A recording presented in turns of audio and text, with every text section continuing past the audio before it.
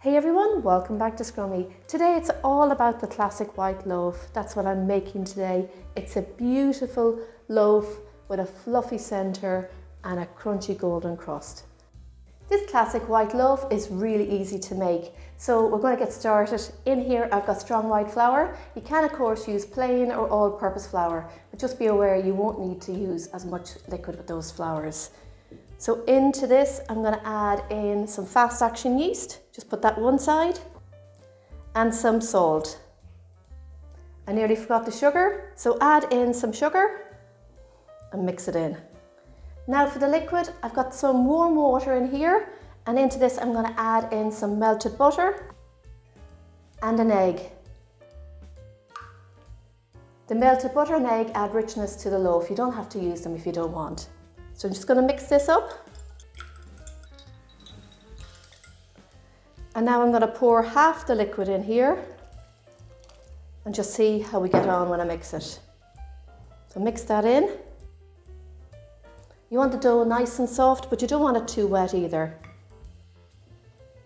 With the strong white flour, you do need more liquid, so we may need to use the rest of this. So just add that in and bring it together with a fork. The dough is starting to look good, and that's the kind of consistency you want. So what I'm going to do is I'm just going to pop a bit of flour on this and on my hands, and I'm going to bring it together in the bowl.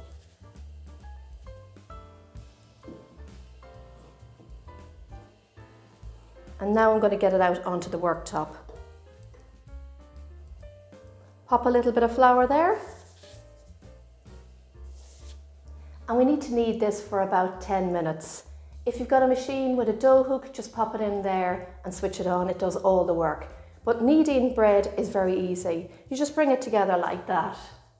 Just keep doing that for about 10 minutes until you've got a nice soft ball. 10 minutes does sound like a long time, but when you get a lovely loaf of bread, it's worth doing. So after 10 minutes of kneading, you should have a lovely smooth ball of dough like that. Just going to set this to one side. I've prepared my bowl earlier, just rubbed a little bit of oil on the inside. That helps the dough to rise and also helps it to stop it from sticking. So I'm going to pop the dough back in here. You can cover with a tea cloth. I like to just put a little bit of cling wrap on top.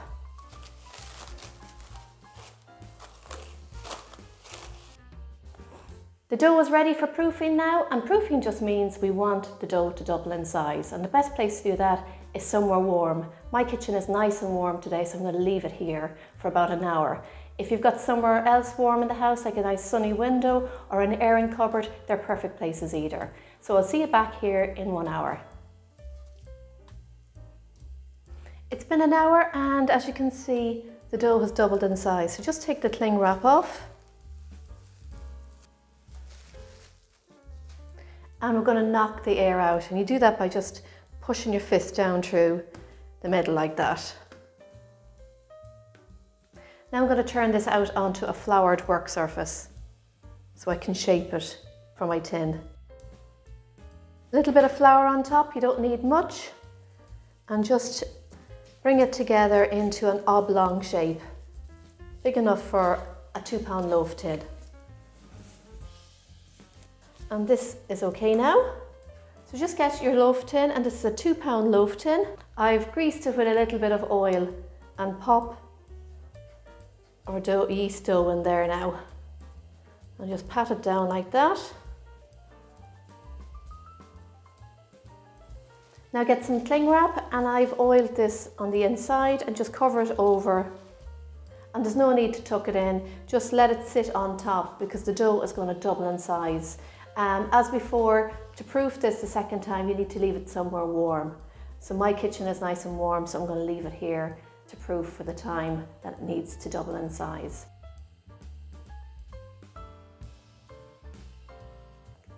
It's been 45 minutes, and as you can see, my dough has doubled in size. This looks like the perfect loaf. So remove the cling wrap. And what I do to check that it's ready, I just take my finger and just press gently on the top like that, and if it springs back up, you know the dough is ready for the oven. So what I'm going to do now is I'm going to sprinkle this with a little bit of flour, and I'm going to get it into the oven, and it's just going to take about 35 to 40 minutes, and all the temperatures will follow. So let's get it into the oven now.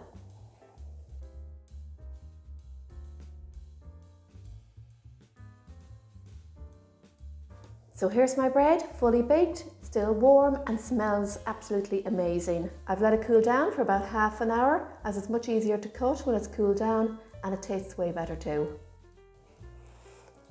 Alright, so I'm going to cut into this loaf now so you can see what it's like when I slice it.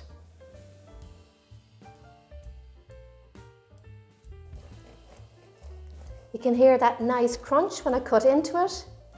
It's crispy on top and it's a lovely soft centre. One of the great things about this bread is that it stays nice and soft for about 3 days, and you can freeze it as well for a few months.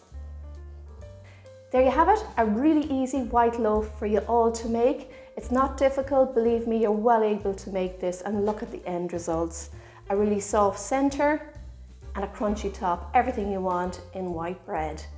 This is really easy to make. Give it a go and let me know in the comments below if you do. It's great toasted, it's lovely in a sandwich, and it's nice with just butter and jam on it too. Thanks again everyone, we'll see you all soon. Happy baking and enjoy.